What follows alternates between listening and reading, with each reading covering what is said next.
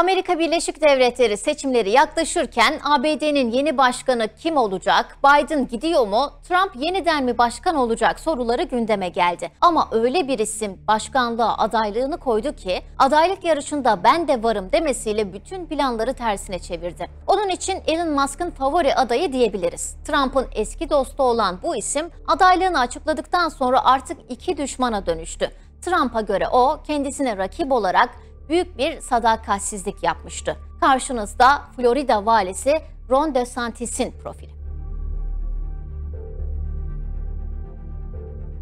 Tam adıyla Ronald Dion DeSantis, 14 Eylül 1978'de Florida'da doğdu. Çocukluğu da burada geçti. Ailesi İtalyan kökenliydi. Muhafazakar bir ortamda büyüdü. İyi bir beyzbol oyuncusuydu. Başarılı bir eğitim hayatı vardı. Köklü ve prestijli okullarda okudu. Yale Üniversitesi'nde tarih üzerine eğitim aldı. Okurken spor hayatını da bir yandan devam ettiriyordu. Yale Üniversitesi'nde de beyzbol takım kaptanlığı yaptı. Buradan 2001'de mezun oldu. Kısa bir süre lise öğretmenliği yaptı. Ardından Harvard Üniversitesi'nde hukuk okumaya başladı. Harvard'dan da 2004'te mezun oldu ama mezun olmadan bir yıl önce Amerika Birleşik Devletleri donanmasına girdi. DeSantis için ona pek çok ödül getirecek olan askerlik yılları başlıyordu. 2007'de dönemin ABD Başkanı George Bush, Irak'taki Amerikan askerlerinin sayısını artırma kararı almıştı. Bush'un bu kararı DeSantis'in görev yerinin değişmesine de sebep oldu. 2007'nin sonbaharında Irak'a giden askerler arasında DeSantis de vardı.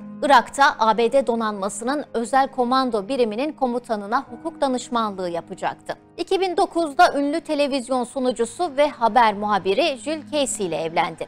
Çiftin bu evlilikten 3 çocuğu oldu. Evlendikten bir yıl sonra donanmadaki aktif görevini bırakma kararı aldı. 2019'a kadar yedek asker olarak askerlik yapmaya devam etti. Başarılı ve disiplinli bir askerdi. Orduda görev yaptığı süre içinde Bronz Yıldız Madalyası, Küresel Terörle Mücadele Hizmet Madalyası ve Irak Kampanyası Madalyası gibi pek çok madalya aldı. 2012'de siyasete ilk adımını attı. Florida eyaletinden Temsilciler Meclisi'ne seçildi. Aynı başarıyı 2014 ve 2016'daki iki ayrı seçimde de göstererek toplam 3 defa Temsilciler Meclisi'nde yer aldı. 2015 DeSantis'in yükselişinin başladığı yıl oldu. O yıl Temsilciler Meclisi'nde Muhafazakar Özgürlük grubunu kurdu. Yine aynı yıl Florida'dan senato yarışına girmeye karar verdi.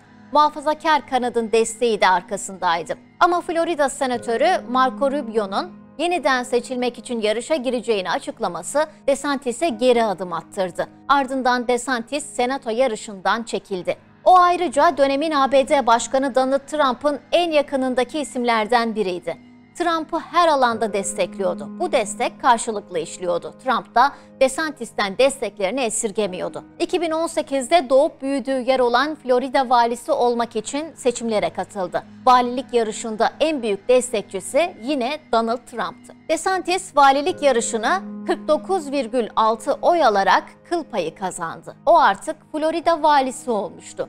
DeSantis için yeni bir dönem başlıyordu. 2022'de bir kez daha Florida valisi olmak için seçim yarışına girdi ve tekrar seçilerek bir dönem daha valilik yapma hakkı kazandı. Valilik yaptığı 2 dönem boyunca karşılaştığı en büyük sorunlardan biri koronavirüs oldu. Koronavirüse karşı alınan önlemleri desteklemiyordu. Zaten önlemleri çok kısa bir sürede kaldırmaya karar verdi. Eyalet çapında maske kullanım zorunluluğuna da karşı çıkıyordu. Yüz yüze eğitime geri dönüşü de hızlıca hayata geçirdi. DeSantis oldukça muhafazakar ve gelenekçi bir isim. İmzaladığı tasarılar arasında da bu görüşlerini yansıtan başlıklar var. Bu tasarılar ve görüşleriyle LGBT'lileri, kürtaj hakkı savunucularını ve dünyanın en büyük şirketlerinden biri olan Disney'i sık sık karşısına alıyordu. DeSantis, kamuoyunda eşcinsel deme yasası olarak bilinen eğitimde ebeveyn hakları yasa tasarısını geçen yıl Mart ayında imzalayarak yürürlüğe soktu. Muhafazakar tabana hitap eden ve büyük tartışmaya neden olan yasa,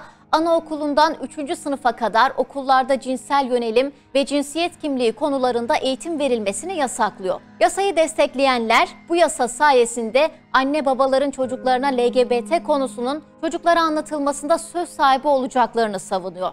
Yasa ayrıca ailelere dersliklerde yasayla uyuşmayan tarzda eğitim verilmesi halinde ilgili okul bölgeleri aleyhine dava açma hakkı tanıyor. DeSantis yasayı imzalamadan önce yaptığı açıklamada anaokulu çağındaki çocuklara ne isterseniz o olabilirsiniz tarzında mesajlar vermenin uygunsuz olduğunu söylemişti. Geçtiğimiz Nisan ayındaysa üyeleri DeSantis tarafından atanan Eyalet Eğitim Kurulu, LGBT karşıtı olarak tanımlanan yasanın kapsamını genişleterek cinsel yönelim ve cinsiyet kimliği konularının liseler dahil tüm sınıflarda işlenmesinin yasaklanmasını kabul etti. LGBT'lilere karşı tüm bu kararların ardından DeSantis'le Disney arasında bir düellonun başladığını söylersek yanlış olmaz. Disney'in hak savunucuları DeSantis'in bölgedeki en büyük muhalefeti haline geldi. Florida'da dev eğlence parkları, oteller ve tatil köyleri işleten Disney, 1967'de yapılan anlaşma sonucu eyalette özel vergi statüsüne sahip. Disney bu bölgede kendi imar planlamasını yapma,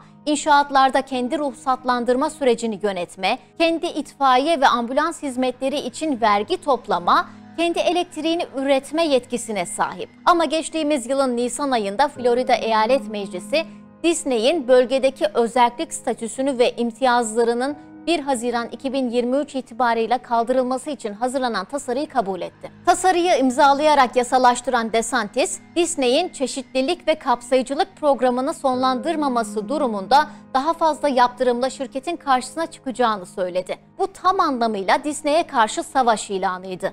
Disney, DeSantis aleyhine anayasaya aykırı misilleme eylemlerinde bulunduğu gerekçesiyle dava açtı. DeSantis'in Disney'in ifade özgürlüğünü, mülkiyet haklarını, sözleşme şartlarını ihlal ettiğini söylüyordu. Disney tarafından DeSantis'e açılan dava hala devam ediyor. Florida valisi DeSantis 18 Mayıs'ta ergenlik hormonlarını baskılama yoluyla gençlere cinsiyet doğrulama tedavisi uygulanmasını yasakladı. Bu yasa LGBT'lilerin sağlık hizmetine erişiminin önünde bir engel olduğu gerekçesiyle yine uzun süre tartışılmıştı. DeSantis ise bu yasa reşit olmayanların ergenlik hormonlarını baskılama ve geri çevrilmesi imkansız başka uygulamalar yoluyla kötürüm hale getirilmesini engelleyecek diyordu. DeSantis ayrıca tuvalet yasası olarak bilinen tasarıyı da imzaladı. Yine çok tartışılan bu yasa, kamuya ait binalarda tüm tuvaletlerin ve soyunma odalarının kişilerin doğuştan sahip oldukları cinsiyete göre kullanılmasını zorunlu hale getiriyordu. Florida valisi DeSantis'in tüm bu yasa tasarılarına imza atması ve özellikle LGBT'lilere ve Disney'e karşı açtığı savaş, kimilerinin ona cephe almasına neden olurken aynı zamanda büyük bir kitle tarafından da sevilmesini sağladı. Hakkındaki tartışmalar ve eleştiriler onu artık daha popüler biri haline getirmişti. DeSantis'in gözü ise çok daha yükseklerdeydi. 2024 başkanlık seçimleri için Cumhuriyetçi Parti'den aday olduğunu açıkladı. Adaylığını bir video mesajıyla ve Twitter'dan bir cümleyle kamuoyuyla paylaştı. Mesajında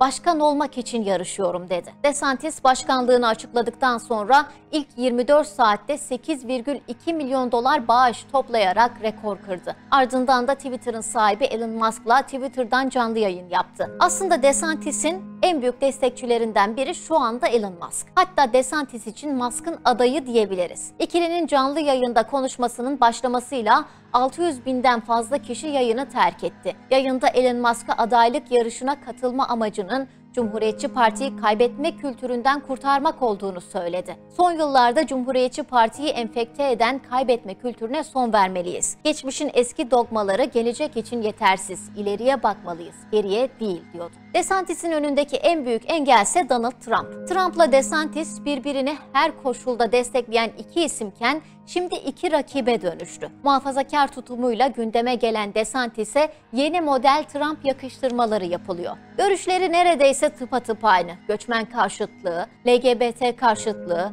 Çin'e karşı sert tutumlar açısından görüşlerinde bir fark bulmak neredeyse imkansız. Aslında DeSantis'in Florida valisi olmasının en büyük sebebi Trump'tı. Dolayısıyla bu denli tanınır olmasında da Trump'ın payı büyük. Zaten Trump da onu ben vali yaptım diyerek tepkisini gösteriyor. DeSantis ise sadık olmamakla ve kendisine ihanet etmekle eleştiriyor. Görünüşe göre Trump seçim sürecinde DeSantis'e karşı agresif bir politika izleyecek. Ama seçim yarışının ilerleyen safhalarında Trump'ın bu tutumunun değişmesi de mümkün. 44 yaşındaki DeSantis genç aday oluşuyla dikkat çekse de ABD başkanlık yarışında adaylığını koyan bir genç isim daha var. O da 37 yaşındaki genç multimilyoner Vivek Ramaswamy. Seçimlerde DeSantis'in Trump'a karşı en güçlü rakip olması bekleniyor. Ama yine de anketlere göre Trump'ın gerisinde. Unutmamak gerek ki DeSantis son valilik seçimlerini büyük bir farkla kazanmıştı. DeSantis, Cumhuriyetçi Parti'nin yükselen yıldızlarından biri. Peki bu yıldız başbakanlık seçimlerinden sonra da parlamaya devam edecek mi? Bu sorunun cevabını hep birlikte göreceğiz.